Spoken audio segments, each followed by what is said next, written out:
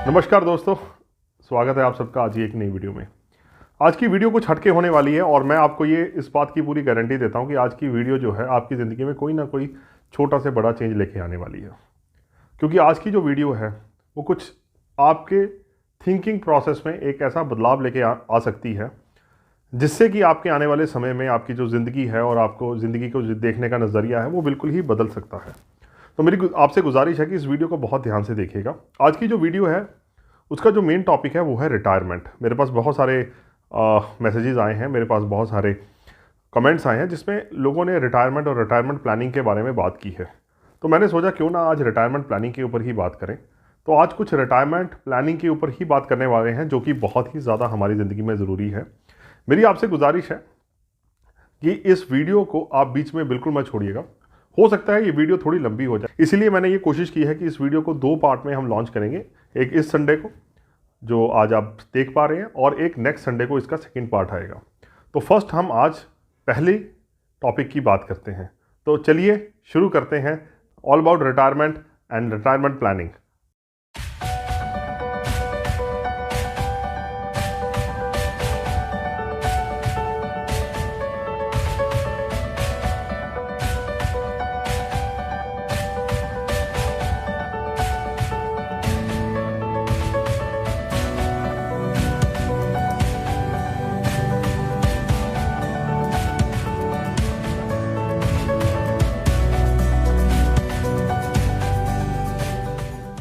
स्वागत है आप सबका आज की एक नई वीडियो में। जैसे मैंने आपको बताया था आज की वीडियो आपकी ज़िंदगी में कोई ना कोई बदलाव लेके आएगी आपके थिंकिंग प्रोसेस को लेके। मैंने ऐसा क्यों बोला? मैंने इसलिए बोला क्योंकि ज़िंदगी में आप जो भी करते हैं वो आप हमारी सोच का ही नतीजा होता है। मान लीजिए आप कुछ भी सोच रहे हैं, आपके एक्शन वैसे ही हो जाएंगे। अगर आप खाने के बारे में हमेशा सोचते हैं तो आपके जो एक्शंस हैं वो खाने के बारे में हो जाएंगे। अगर आप ज़िंदगी में कुछ अध्यात्म का सोचते हैं तो आपके एक्शन सारे अध्यात्म के बारे में हो जाएंगे। आप दिमाग में चोरी का सोचते हैं तो आपके एक्शन चोरी का हो जाएंगे। तो हमें अपने सोच का ही ध्यान रखना है। जैसे कि मैंने अपनी पिछली वीडियो में बताया था कि हमें अपनी सोच का ही ध्यान रखना है। अगर हमने थॉट्स को कंट्रोल कर लिया, थॉट्स को देख लिया कि हमारे थॉट्स सही हैं, हमारे एक्शन अपने आप अच्छे हो जाएंगे और अपना फ्यूचर अपने आप से सही हो जाएगा। आज हम बात करने वाले हैं रिटायरमेंट की, रिटायरमेंट प्लानिंग की। लेकिन हमें रिटायरमेंट चाहिए ही क्यों? चलिए समझते हैं कि रिटायरमेंट है क्या, हमें रिटायरमेंट चाहिए ही क्यों, किस चीज़ से हमें रिटायरमेंट चाहिए। नेचुरली जो हम अभी तक करते आ रहे हैं, अगर आप टीचर हैं तो आपको टीचर की जॉब से रिटायरमेंट चाहिए। अगर आप इलेक्ट्रिसिटी बोर्ड में हैं तो आपको वहाँ से रिटायरमेंट चाहिए। अगर आप किसी और गवर्नमेंट जॉब में हैं वहाँ से रिटायरमेंट चाहिए। आप बैंकिंग में हैं, आपको वहाँ से रिटायरमेंट चाहिए। अगर आप बिज़नेस में हैं तो शायद आपको बिज़नेस से रिटायरमेंट चाहिए। ऐसा क्यों चाहिए? आपने कभी सोचा है कि हम ज़िंदगी में ऐसे रिटायरमेंट के लिए ऊपर फोकस क्यों करते हैं? क्या हमें जो ज़िंदगी में अच्छा लगता है, अगर आपको ड्राइविंग अच्छा लगती है और आपका प्रोफेशन भी ड्राइविंग है, क्या आप उससे कभी रिटायरमेंट लेना चाहेंगे? क्या आप, अगर आपको घूमना अच्छा लगता है और आपका प्रोफेशन ट्रैवलिंग है, क्या आप उससे रिटायरमेंट लेना चाहेंगे? बिल्कुल भी नहीं, आप कभी भी नहीं लेना चाहेंगे। इसका मतलब ये हुआ कि हम ज़िंदगी में जो भी कर रहे हैं हम उसको एंजॉय नहीं कर रहे हैं। अगर कहीं ना कहीं हम जो कर रहे हैं उनको एंजॉय करें, क्या हम उससे कभी रिटायरमेंट लेंगे? हम कभी नहीं लेंगे। मान लीजिए अगर आपको नेटफ्लिक्स देखना अच्छा लगता है और अगर आपके जॉब है आपको सारा दिन नेटफ्लिक्स देखना, क्या आप उससे कभी रिटायरमेंट लेना चाहेंगे? आप कभी भी नहीं लेना चाहेंगे। इसका मतलब ये हुआ कि फॉर्चुनेटली और अनफॉर्चुनेटली हम एक ऐसे प्रोफेशन में हैं अपनी जीवनी करवाने के लिए जहाँ पे हमें वो काम करना पड़ता है जो हमें पसंद नहीं है। इसीलिए हम उस चीज़ से जितनी जल्दी हो सके बाहर आने की कोशिश करते हैं। बिल्कुल सही बात है। आप जिस भी प्रोफेशन में हैं, अगर आप उस प्रोफेशन को एंजॉय नहीं कर रहे हैं तो आपका मन करेगा कि मैं इस प्रोफेशन से कितनी जल्दी बाहर आके वो कर सकूं जो एक्चुअली मैं ज़िंदगी में करना चाहता हूं। अगर आप मेरे से बात से अग्री कर रहे हैं तो एक बार कमेंट जरूर करिएगा। तो फिर अभी हमें क्या करना चाहिए? अभी हमें ये करना चाहिए कि ज़िंदगी में जब भी आप कुछ कर रहे हैं, चाहे वो आपको पसंद है या नहीं पसंद है, तो आप उसको कितनी उम्र तक करना चाहते हैं ताकि उसके बाद आप वो कर सकें जो आपको पसंद है। क्योंकि आप फ्री तो बैठ नहीं सकेंगे। अगर आप फ्री बैठ जाएंगे तो फ्री बैठना ही बहुत मुश्किल हो जाता है ज़िंदगी में। आपको कोई ना कोई काम करना पड़ेगा, आपको कुछ ना कुछ ऐसा दिनचर्या चाहिए जो आपको ज़िंदगी को एक पर्पस दे। हम जो भी जॉब करते हैं या जो भी बिज़नेस करते हैं या सुबह जब भी ऑफिस जाते हैं, ये हमारी ज़िंदगी को एक पर्पस देता है और ज़िंदगी उसी रोड के ऊपर चलना शुरू कर देती है। इसी तरह से हमें हर बंदे को हर सुबह तैयार होने के लिए, कहीं जाने के लिए एक पर्पस चाहिए होता है। सुबह अगर बिना पर्पस के लाइफ हो जाए तो बहुत ज़्यादा बोरिंग हो जाएगी। तो हम ये कह सकते हैं कि हमें ये काम छोड़ के कुछ बेटर काम करना है जो हम ज़िंदगी में करना चाहते हैं। लेकिन वो बेटर काम की तरफ हम कब चल सकते हैं? अब आती है एक मुद्दे की बात। कि हमें उस काम में कितनी देर रहना है जो हमें पसंद नहीं है, ताकि हम इतना पैसा कमा लें, हम उस काम पे जा सकें जिस काम को करना हमें बहुत पसंद है, हम उसमें शिफ्ट हो सकें। तो मैं आपको ये एडवाइस करूँगा कि आप जो भी कर रहे हैं, आप अपने पैशन को साथ साथ चलते रहने दीजिए। मान लीजिए अगर आप जॉब कर रहे हैं, कहीं भी जॉब कर रहे हैं, या आप बिजनेस कर रहे हैं और आप वो नहीं कर रहे जो आपको पसंद है, मान लीजिए आपको फोटोग्राफी पसंद है, आपको सिंगिंग पसंद है, आपको म्यूज़िक पसंद है, आप 80% of your time can devote जो आपको नहीं पसंद है, लेकिन 20% दिन का समय उस काम में ज़रूर लगाइए जो आपका पैशन है, क्योंकि आपका पैशन कब आपका प्रोफेशन बन जाएगा आपको पता ही नहीं लगेगा। और जिस दिन आपका पैशन आपका प्रोफेशन बन जाएगा, आप उस ज़िंदगी को एंजॉय करना शुरू कर दोगे और आप ज़िंदगी में कभी भी रिटायरमेंट की बात ही नहीं करोगे। लेकिन सबके ज़िंदगी में ऐसा समय तो नहीं आता है कि हम अपने पैशन को प्रोफेशन बना सकें। उसके लिए आर्थिक स्थिति का भी स्ट्रांग होना बहुत ज़रूरी है। तो हम कितनी देर तक कमा सकते हैं ज़िंदगी के अंदर। तो मेरा ये कहना है कि आप ये देखिए कि आपके मंथली एक्सपेंसेस कितने हैं इस समय। मान लीजिए आपके मंथली एक्सपेंसेस 1 लाख रुपया है। अब उस 1 लाख रुपये में आप हर साल का 6% की महंगाई दर ऐड करते जाइए और आप सोचिए कि आप कब रिटायर होना चाहते हैं, आप कब अपने पैशन में शिफ्ट होना चाहते हैं। मान लीजिए आप चाहते हैं कि आपकी उम्र आज 35 साल है और 50 साल की उम्र में आप अपने पैशन में मूव करना चाहते हैं। तो अगर आपके घर का खर्चा आज 1 लाख रुपया है, मैं एक एग्जांपल लेके चल रहा हूँ, कम भी हो सकता है ज़्यादा भी हो सकता है, आप उसमें 6% एक्सेल में डालते जाइए इस तरह से। जैसे कि इस एग्जाम्पल मैंने दिखाया है, मैंने एक 35 ईयर्स का पर्सन लिया है और उसके अभी के मंथली एक्सपेंसेस मैंने 1 लाख लिए हैं। उसको मैंने 6% इन्फ्लेशन के ऊपर हर महीने अगले 15 साल के लिए प्रोजेक्ट किया है। तो 15 साल के बाद जब वो 50 साल का हो जाएगा, उसके इसी लाइफस्टाइल को मेंटेन करने के लिए उसको 2,39,655 रुपये चाहिए होंगे। अब 2,39,655 राउंड ऑफ करते हैं, 2,40,000 के करीब उसको चाहिए होगा। जो आज काम वो 1 लाख में कर पा रहा है, अगले 15 साल के बाद इतना ही लाइफस्टाइल उसको मेंटेन करने के लिए 2,40,000 रुपये महीना चाहिए होगा। अब हमें ये देखना है कि आज से 15 साल के बाद 2,40,000 रुपये महीना कैसे आ सकता है। लेकिन आप एक बात को ध्यान रखिएगा, उसके बाद भी इन्फ्लेशन इसके बीच में आएगा। अगले साल वो फिर और बढ़ जाएगा, उसके अगले साल वो और बढ़ जाएगा। तो हम नेट कुछ 3 लाख रुपए के करीब की हम इनकम को क्रिएट करने की कोशिश करते हैं 50th ईयर में। अब हमें ये देखना है कि हमारे पास कितना कॉर्पस चाहिए 50th ईयर में, जिससे हमें 3 लाख रुपये महीने की इनकम हो सके। अब हमारे पास बहुत सारे ऐसे इंस्ट्रूमेंट्स अवेलेबल हैं। कुछ इंस्ट्रूमेंट्स ऐसे हैं जैसे कि आप NPS में इन्वेस्ट कर सकते हैं, आप बैंक FD में इन्वेस्ट कर सकते हैं, आप प्रॉपर्टी में इन्वेस्ट कर सकते हैं, आप अपने बिजनेस में इन्वेस्ट कर सकते हैं, आप रेंटल इनकम के लिए इन्वेस्ट कर सकते हैं, आप म्यूचुअल फंड्स में इन्वेस्ट कर सकते हैं, आप शेयर मार्केट में इन्वेस्ट कर सकते हैं। तो हमारे पास इतने सारे हैं, लेकिन इनके जो और नुकसान हैं मैंने इस स्क्रीन पे आपको एक दे रखे हैं। अब हम बात करते हैं कि हमें किस चीज़ में इन्वेस्ट करना चाहिए। नॉर्मली अगर 6% इन्फ्लेशन की दर चल रही है और आपके जो रिटर्न है किसी भी इंस्ट्रूमेंट की वो 7% से ज़्यादा आ रही है, तो आप इन्फ्लेशन को बीट कर पा रहे हैं। आपका पैसा ज़्यादा ग्रो नहीं हो रहा, लेकिन एटलीस्ट उतना ग्रो हो रहा है जितने से इन्फ्लेशन ग्रो हो रही है। अगर आपको रिटर्न 7% से कम आ रही है तो एक्चुअली आपका जो मनी है वो डीवैल्यूएट हो रहा है। तो हमें अपने पैसे को डिवर्सिफाई करना है इन सब प्रोडक्ट्स के अंदर, इंक्लूडिंग गोल्ड, जहाँ पे हमें ऐसी रिटर्न आ सके ताकि हमारी जो रिटर्न है वो कम से कम इन्फ्लेशन को भी बीट कर सके और हमारी कैपिटल भी अप्रिशिएट हो सके। जो मैं अपने लिए सोचता हूँ, कैपिटल को इन्वेस्ट करने के 3 मूल चीज़ें हैं जो हमें देखनी है। सबसे पहला है कैपिटल प्रोटेक्शन। आप जहाँ पे भी पैसा डाल रहे हैं, कम से कम कैपिटल तो कम नहीं होनी चाहिए। हमें इतना ध्यान रखना चाहिए, अगर हमने रिस्क भी लेना है तो कैलकुलेटिव रिस्क होना चाहिए कि उसमें अगर लॉस हो, अगर कैपिटल डिक्रीज हो तो हम मैक्सिमम ड्रॉ डाउन कितना ले सकते हैं। दूसरी चीज़ लिक्विडिटी। हम बड़े सारे लोग कहते हैं कि प्रॉपर्टी में इन्वेस्ट कर दो, बहुत अच्छी रिटर्न आती है, लेकिन प्रॉपर्टी की वैल्यू उसी टाइम तक है जब उसका बायर अवेलेबल है। अगर प्रॉपर्टी का बायर नहीं है तो वो प्रॉपर्टी किसी भी काम की नहीं है। तो सेकंड चीज़ जो बहुत महत्वपूर्ण है वो है लिक्विडिटी। थर्ड आती है रिटर्न। फिर हमें बात करना है कि हमें रिटर्न इस चीज़ के ऊपर कितनी आ रही है। किसी भी इन्वेस्टमेंट में अगर आपकी कैपिटल प्रोटेक्टेड है, आपकी लिक्विडिटी काफ़ी स्ट्रांग है उसके अंदर, अगर आप आज बात करें जैसे गोल्ड है, आप आज बात करें आपको कल पैसे मिल जाएंगे। आपकी बैंक FD है, आप कल बात करें आपको आज पैसे मिल जाएंगे। म्यूचुअल फंड्स है, आप कल बात करें आपको आज पैसे मिल जाएंगे। अगर उस चीज़ के अंदर लिक्विडिटी अच्छी है और रिटर्न आपको 7% से ज़्यादा आ रही है, तो तब हम इंस्ट्रूमेंट्स को डिस्कस कर सकते हैं कि हमें किस इंस्ट्रूमेंट में हमें इन्वेस्ट करना चाहिए। अकॉर्डिंगली हम देख सकते हैं कि हमें कहाँ पे इन्वेस्ट करना चाहिए।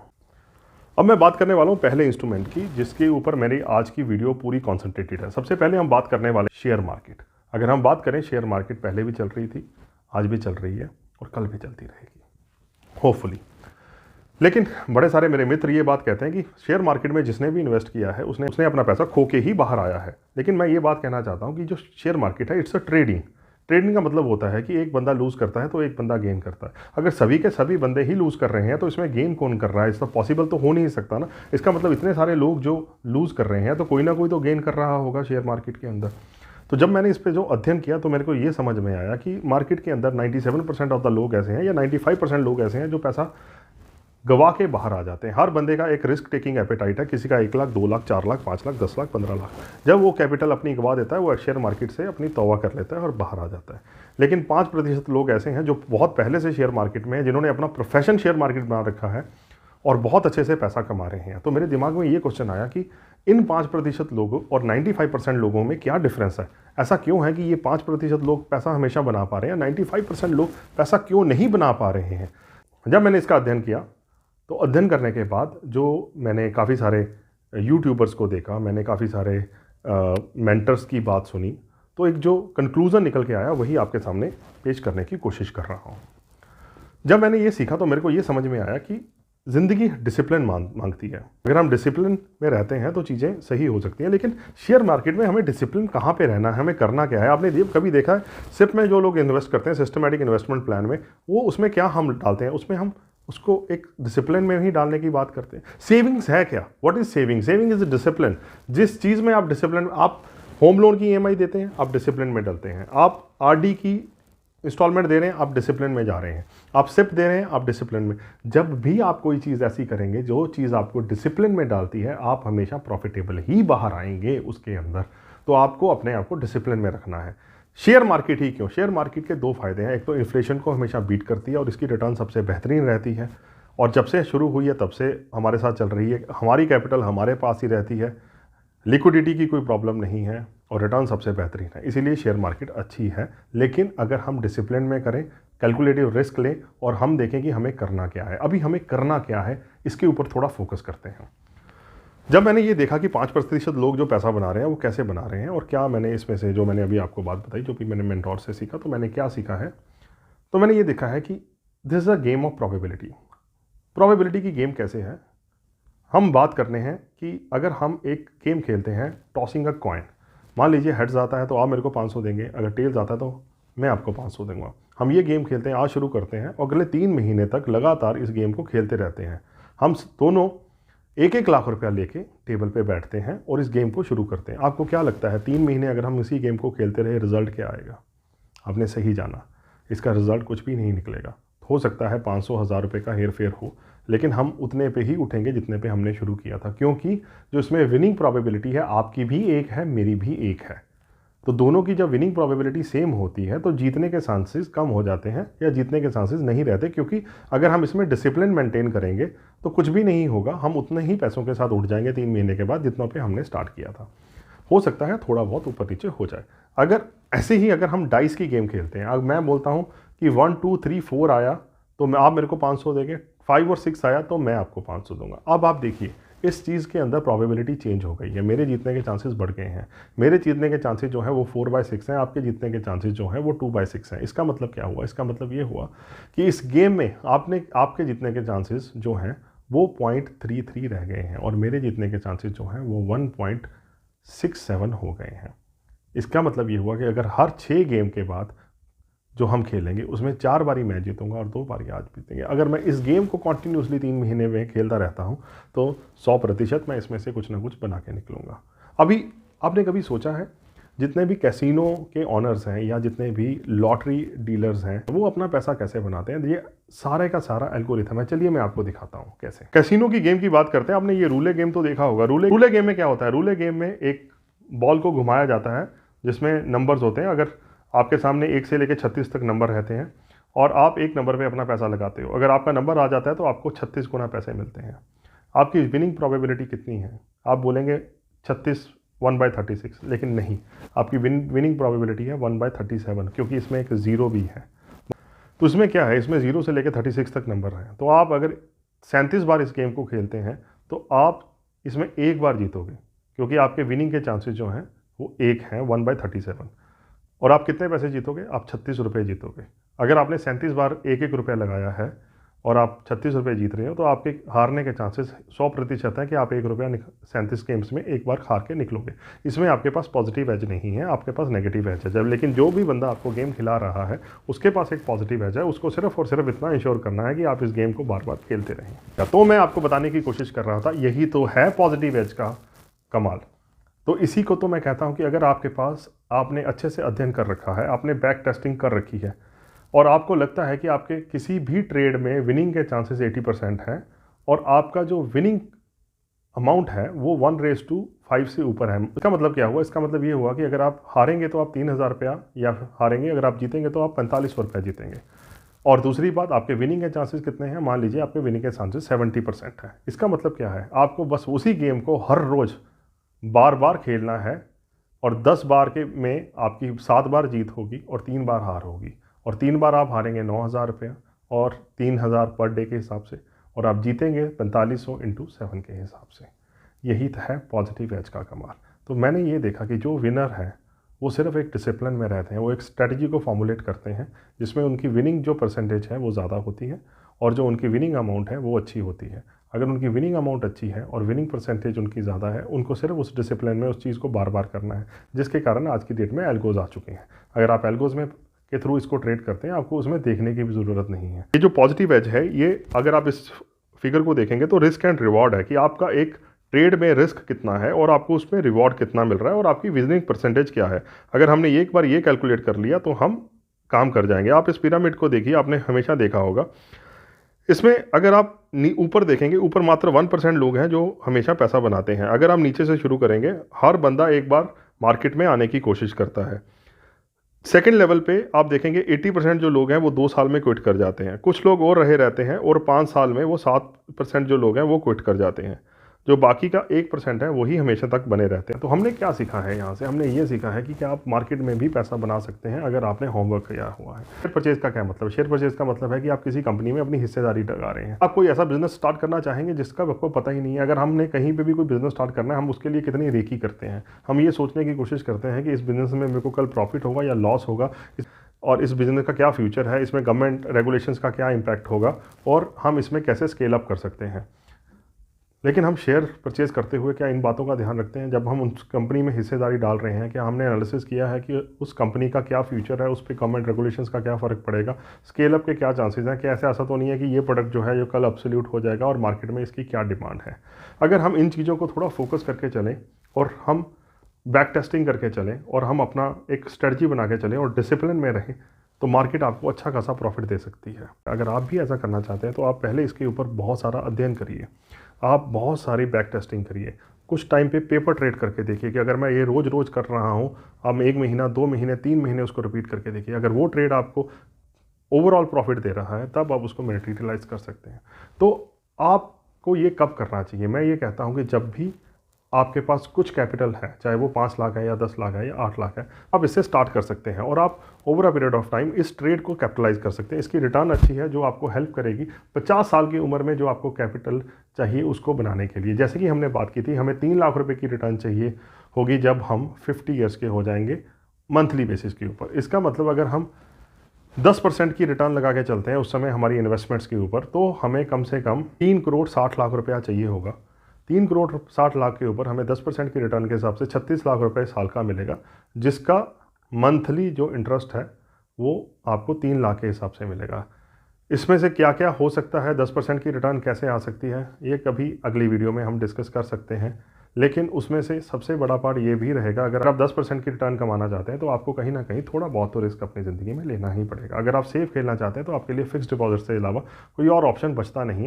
कितना फिक्स डिपॉजिट में करना चाहिए और हमारे पास क्या अदर ऑप्शन अवेलेबल हैं, अगली वीडियो में बात करेंगे। लेकिन इस वीडियो में मैंने कोशिश की है आपको ये बताने की कि शेयर मार्केट बुरी नहीं है, आप उसमें भी पैसा कमा सकते हैं अगर आप डिसिप्लिन हैं।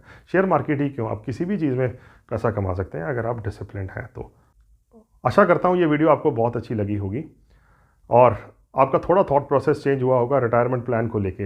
रिटायरमेंट का मतलब ये नहीं है कि कुछ ना करना, रिटायरमेंट का मतलब है वो करना जो आपको अच्छा लगता है। हो सकता है उसमें वो रिटर्न कम आए जो आप अपने प्रोफेशन से, अपने बिजनेस से या अपने जॉब से कमा रहे हैं, लेकिन उसमें पीस ऑफ माइंड रहता है।